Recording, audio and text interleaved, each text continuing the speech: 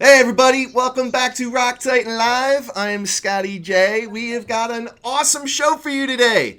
And this is actually something that I know a lot of people have been waiting on because I check out the Rock Titan, podcast channel. And if you guys haven't already been out to YouTube to subscribe to Rock Titan Live, make sure you go check it out, hit subscribe.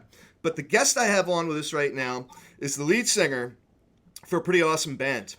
And they should have been touring right now, but of course everybody knows what's going on. And everybody's been asking me as a result of the last interview I had with Matt Brandyberry, when's their new album coming out? When's their new album coming out? Well, don't panic! Don't panic! Because we now have the answer to that, and we have got the lead singer of From Ashes to New, Danny Case, to give us all the updates. Danny, how are you doing, my friend? I'm good, man. How are you? Doing okay. So, like I just said, and I don't know if Matt and you ever talked about his experience with this crazy guy from Rock Titan Live, but we got to catch up. I guess it was back in January, but at that time, everything you had going on with this new album that's due out August 28th, I believe, if I'm not Yes, that mistaken. would that would be correct. Yeah, yeah. Everything was very hush hush. Matt was just like, I Yeah. can't talk about it. I can't talk about it. But one of the things, Danny, that I thought was really cool. I mean, Matt could not stop raving about you. I mean, he was so excited for you to have this second album, that you're being featured on, because of course the last one was The Future. So now here we are with Panic, and I believe his very words were just that Danny owned it. What do you Yeah. think about that? Uh yeah, it's definitely by far a step up from the last record. I mean, we were all kind of getting used to each other and like working together and you know, we were kind of trying to go a specific route that I think we just kind of overall, as much as we liked the album, we kind of took a different route with this album and it just is so much better. The worst song on this record is better than the best song on the last record, except for the song My Name, in my opinion. Um, so yeah, it is way different. As far as it goes for me, like I'm singing much more aggressively. And I think the reason for that was that I really kind of had to play it safe on the last record because they wanted to make it work. They didn't, want people to um, I guess, be too thrown off by a change in voice. And so I was kind of stayed in a box for the most part for that record, didn't do anything crazy or wild. Um, and in this record, we kind of just blew the doors off the place and just went balls to the wall. I appreciate your candidness on that, Danny, and I'm glad you actually brought that up because some of the feedback that I had gotten, just since I spoke with Matt, nothing negative, just that there is that difference when you're going from Chris and going to yourself. So I guess as you, as the singer, as the vocalist for the band, did you have reservations when you were first joining the band? Were you concerned at all about how you would be received from Ashes to New existing fan base?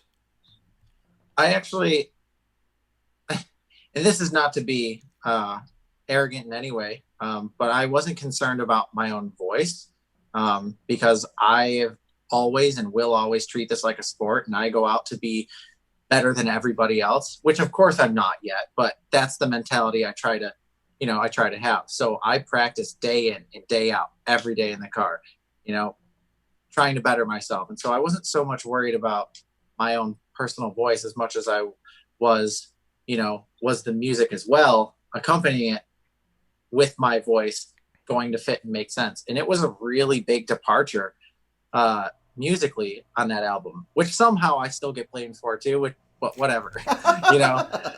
So apparently I came in and I just changed everything, But for the people who didn't really like it, like it was just a very different sounding album. And when you have a different voice on top of that, then it kind of alienates some people. Because I mean, if you look at the last record, if you look at Day One, there's a lot of metalcore vibes in it.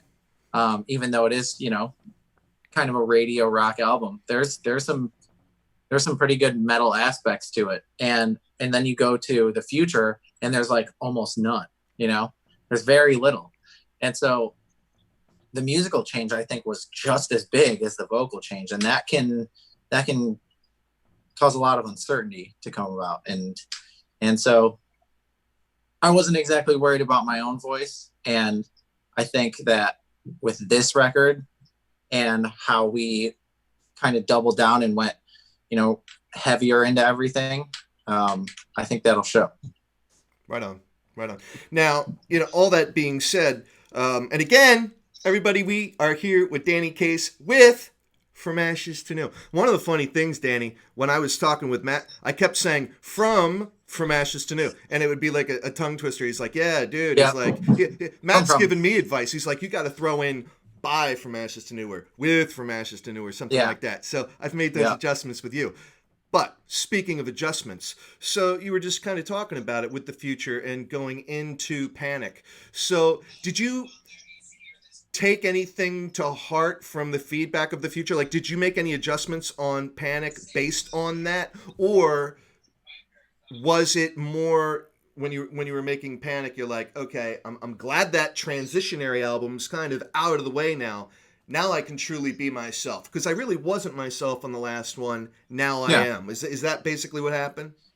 Yeah, absolutely. It was definitely a transitionary album, and I didn't take much to heart from what people said. Like, my big thing was that people are going to have their preferences vocally. Like, some people love Axl Rose, other people think he's atrocious, and that all comes down to preference.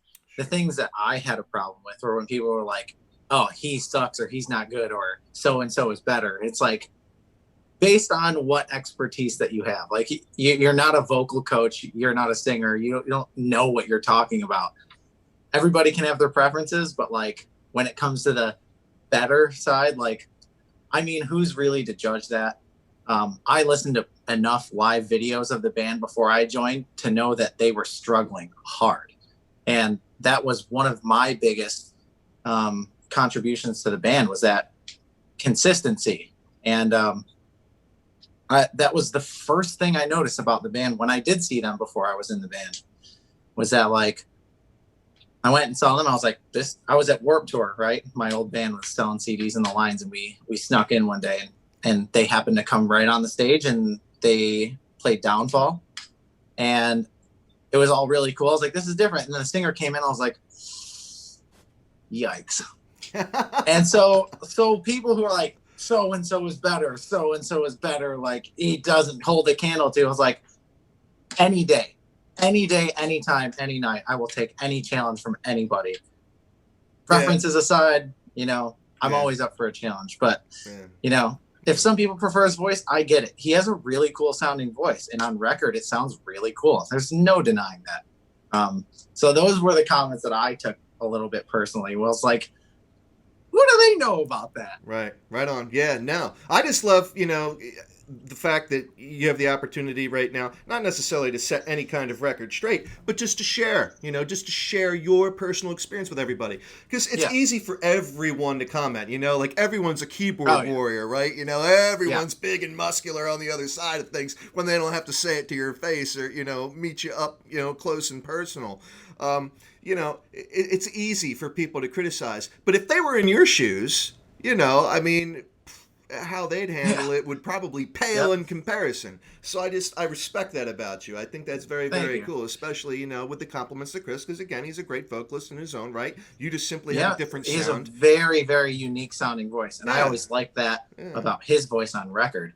But there is a very common theme in rock music where a lot of vocalists struggle, and that's how I wanted to set myself apart. A lot of vocalists struggle live, and I have my moments for sure, but I wanted to be consistent every night, go out there and just absolutely tear it down. And rock has this kind of I guess reputation of people partying or doing drugs or whatever like that. Like, I'm on the road, it's 24/7 my job. I wake up checking my voice, making sure I'm doing the right things, not hanging out late at night, and talking and drinking and yelling, like I'm on top of it every single day because I'm not going to go out there and sound like shit.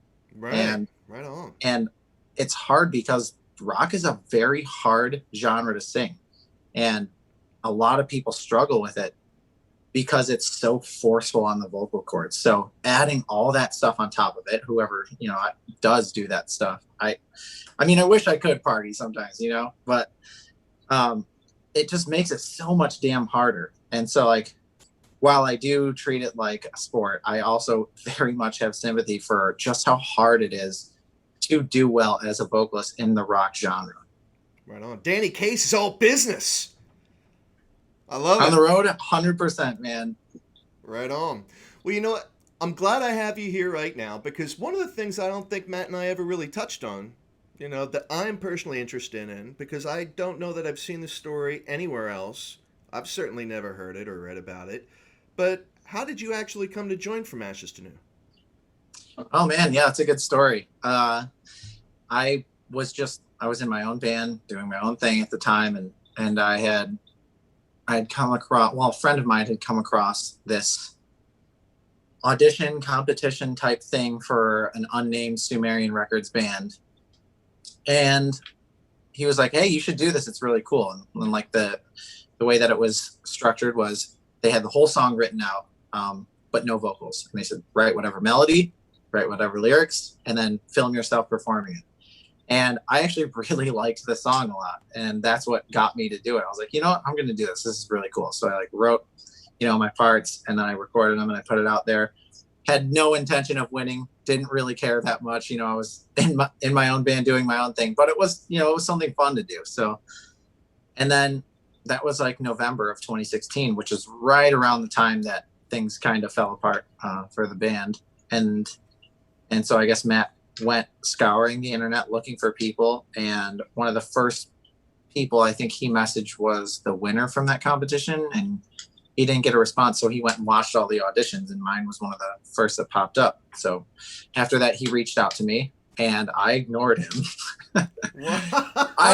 I had no idea who he was, so like I just had this message in my message request folder, and I must have been a day later after he sent it that I saw it or something like that. It was, and I didn't open it. It was just like, "Hey man, wanted to chat with you about music." And I was just not in a good place. I was like, I don't want to talk to this guy. I don't even know who he is. Luckily we had one mutual friend, and he had her reach out to me to respond to him. She was like, "Hey, Matt from the band From Ashes to New said he messaged you and want to know if you could get back to him." I was like, "Oh shit, that's who that guy is?" I was like, "Oh man." That's funny. And then from there we just started chatting, and I saw that as like my opportunity to chase my dream. My old band was super cool about it. Half of them ended up in another band that is now also on our label, which is really cool. So it all kind of worked out for my old band. We all kind of like went our own ways and had some success from it. So like, I think it was just meant to be. And that's pretty much the story. I drove awesome, down man. there like completely on a whim and to meet the guys and so they could get a feel for me, like did everything I could to be the right fit. Was there a fanboy moment at all? Like, "Oh man, I love you guys. I can't wait. I hope I get to sing with you." Was there anything? Well, that's the thing is I only ever saw them that one time at Warped Tour and had never heard of them before or since. So right. I didn't really know the size that the band was. Like obviously to be on Warped Tour, you got to be doing something. And then when he was talking about their situation, he was like, "Yeah, we've toured all these arenas." And I was like, "What the fuck?" I was like, "Holy shit." Yeah. I was like, "Okay, man, these guys mean business." So like it was somewhat intimidating, but I've always been, as reserved as possible when meeting other people. I'm actually much more reserved than this, but I figured, I'm going to come out of my shell a little bit in this interview just for fun. So, man, it's been fun. So yeah, no kind of like, moments of embarrassment or anything like that. It was just cool. I met Matt and Lance. Right on. Yeah. That's cool. So it was cool. Yeah, no, that's awesome. That's a good story, man. So now Thank you. everybody knows how Danny Case came to be in From Ashes to New. And we're all so glad YouTube. that actually happened. Yes, yes. So, you were talking a little bit about, Matt's stories of touring and whatnot. Now, had you ever toured at all like you have since you've joined From Ashes to New? Yeah, nothing as intense or as frequent, but my old band did get out and around, so I had experience with it and understood what that lifestyle was like and what it entailed and all that stuff. So I already had a pretty good idea of what I needed to do in order to do my part. Okay. So there wasn't like any major life changes that you had to have, because like before I started getting more into the mainstream as a journalist, I dealt, a lot with like, your smaller local, independent bands that have huge aspirations, but the one thing that always seems to be the showstopper, like the nail in the coffin as far as, whether or not they're going to evolve as a band, is the willingness to tour. The ability to tour. It is so hard, and a lot of guys are like, they're ready for that road dog lifestyle, and they're like 250, 300 days a year, boom, I am there, let's do this. Right. And other guys are like, no, I can't, man, I got a family, I got a job, I mean, like, I just can't pick up and leave, I can't do it. But if you don't, you forget it.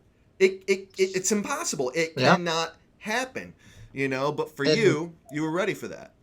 Yeah, and I mean, Matt specifically does a really good job of balancing that. He has a wife, he has a kid, and he always makes sure that one, we are playing enough shows and that we are getting ourselves out there and that we are growing, and that two, we are also able to have lives at home.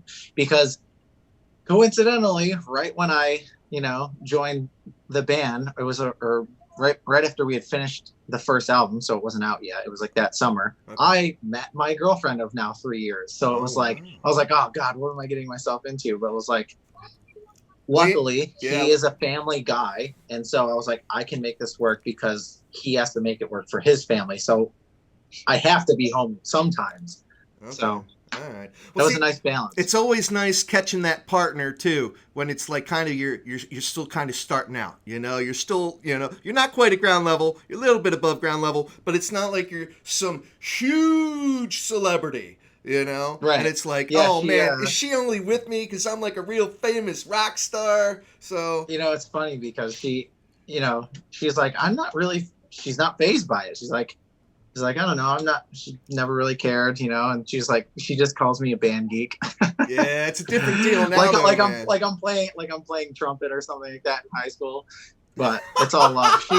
She supports me, so she's awesome. That's good. My big thing with her was that when I met her and she had already known that I was like in this band, she did not give a shit. I was like, that's the girl I want. There you go. So we got to talk a little bit about Panic. We got to talk a little bit about Panic. I'm curious because, again, everybody, we are here with Danny Case from Ashes to New, and we got Panic coming out August 28th.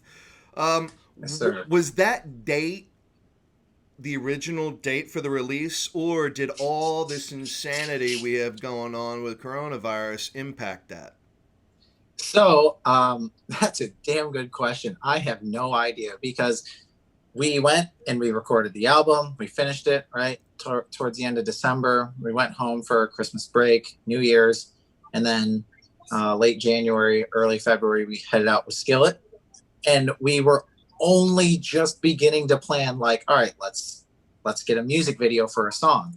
And that's how the Panic music video happened. So we weren't even close to having an idea of a specific date. We were like, oh, well, let's aim for late spring, early summer. And we kind of felt like that was a bit early, but then everything happened. And even the label was like, we don't know what we should do, which never happens. And that's terrifying. Right. So they're like, we don't know what we should do. So let's put a song out. Let's see how it does. And then Panic just annihilated. Yes. And then they were like, okay, let's continue to move forward. Let's put out something else. And then let's figure out a date to put it out. And plans changed and then switched back and then changed again. And then we ended up on August 28th. So it has been a whirlwind. Yeah, yeah. Well, if you're gonna put out a single, Panic is definitely. I mean, obviously, it's the title album, the title track. But man, killer stuff, man. And the official music video is just fun. You guys look like you were having a blast. I enjoyed seeing like the making of it. I saw like earlier clips and stuff as you guys were Yeah. going in, and I'm a big fan of doing that myself. Shooting music videos and whatnot. It's a lot of fun. The process is fun. Do you like doing official music videos, or are you kind of some musicians Yeah. are really cool about it. Others are like, I don't want to, but I have to because it's like part of the marketing and everything like that. I've always, there's always been this part of me on the inside that has always wanted to act. And so doing music videos, I was like, this is the closest thing I'm going to get, at least for now, until maybe something happens, to getting any kind of role and doing any kind of acting. So I enjoy it. It's really fun. Yeah. Right on. Where are you at? I don't even know where you're at geographically speaking. I don't need your home address, but I'm in Rochester, New York. So no that's in between way. Buffalo and Syracuse. I know exactly where it is because I got married not Awesome. too far from there. My in-laws are like all from that neck of the woods, man. Yeah. Oh, Rochester. that's awesome. I know it well. You got brutal winters, but dude, I love it right up there on Lake Ontario. Yeah. That's awesome, man. It is. There's a lot of cool stuff. Yeah. The winters suck. If it weren't for the winters, this would be a seriously prime place to live. I almost moved up we there. get winter 13 months of the year. So yes, I know. 13 months a year. I know. I almost moved up there. Yeah, that's very cool. All right. Well, I know time is valuable and you got to get going. But, kind of parting thoughts, with everything that's going on. And we already know when Panic is coming out. And you guys just got a taste of, starting to tour with some new material and stuff with Skillet, way back in the beginning of the year. What does Danny Case do between now and the release of Panic? Trying to push it on, social media and doing my part to get it as hyped up as possible, because we all are excited.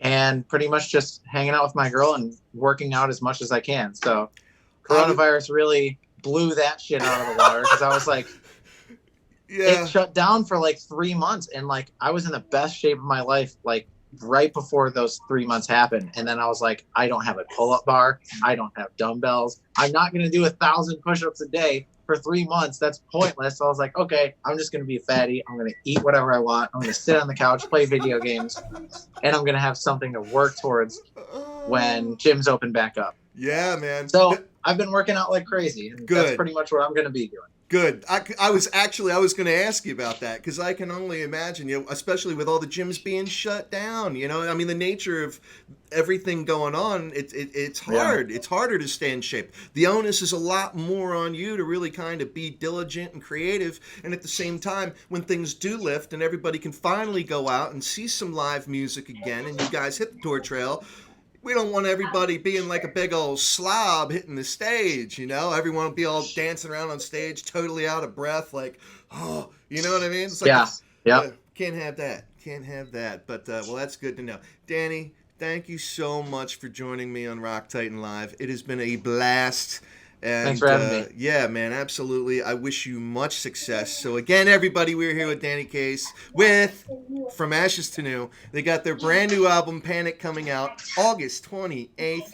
And make sure, go subscribe to their YouTube channel, all right? Please subscribe to Rock Titan's YouTube channel. Just YouTube/Rock Titan. You'll see all our amazing interviews. Go check out the one with Matt when we were talking all kinds of crap on Danny. Nah, I'm just teasing. It's a good time. But again, Danny, thank you. Everyone, be safe, be diligent, take care of one another. Much love to all. I am Scotty J with Rock Titan Live. We're out.